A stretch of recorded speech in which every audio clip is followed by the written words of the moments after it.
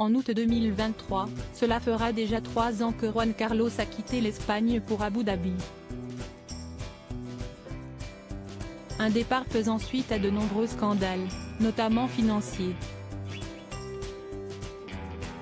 Il y avait largement de quoi en écrire un livre, ce qu'ont décidé de faire les journalistes José María Olmo et David Fernandez. Ils ont enquêté sur l'ancien roi d'Espagne et publieront le 8 mai prochain King Cor, dont les premières révélations commencent déjà à faire du bruit. Car les auteurs ont peut-être réussi à élucider un mystère qui dure depuis plus de 30 ans, celui de la disparition de 3 tableaux dans une zone fermée au public du Palacio Real en 1989. Au palais, tout le monde est suspect.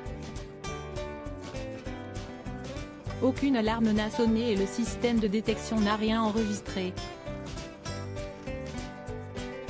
Les voleurs se seraient déplacés dans le palais comme s'il était chez eux, avait à l'époque déclaré dans le journal ABC un responsable du patrimoine national. Une phrase qui a une résonance toute particulière quand on découvre les révélations relayées ce mardi 2 mai par Le Figaro. Selon LP, le butin est estimé à 1,6 million d'euros pour 3 tableaux volés, 2 de Diego Velázquez, portrait d'une dame et la main de l'archevêque Fernando Valdés, puis un de Juan Carreno de Miranda, le buste de dame de l'époque de Carlos II.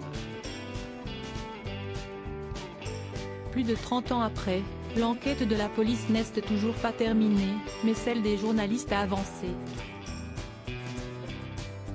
Dans leur livre King Cor dont se fait l'écho Le Figaro, ils révèlent que, juste avant sa mort, le bras droit de Juan Carlos, Sabino Fernández Campo, a confié à un proche avoir vu 2 des tableaux volés au domicile d'une ancienne maîtresse du monarque.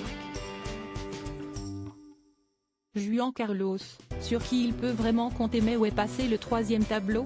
L'amante concernée n'a pas démenti l'information quand le journaliste José María Olmo l'a contacté. Reste à savoir où se trouve la 3e œuvre disparue.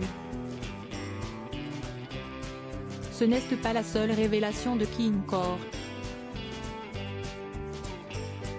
On y apprend notamment que ce grand amateur de montres pouvait se montrer très généreux avec ses maîtresses comme Corinna Larsen.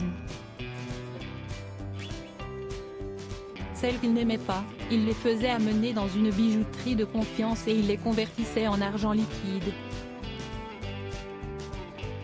Il les vendait pour, entre autres, pouvoir acheter des cadeaux à ses maîtresses, explique le journaliste David Fernandez. Des bijoux qui auraient dû être intégrés au patrimoine national. Mais d'après l'enquête journalistique, Juan Carlos semblait convaincu qu'il faisait de sa rétribution pour l'exercice de sa fonction royale. Article écrit en collaboration avec 6 médias Crédit Photo, Europa Presse.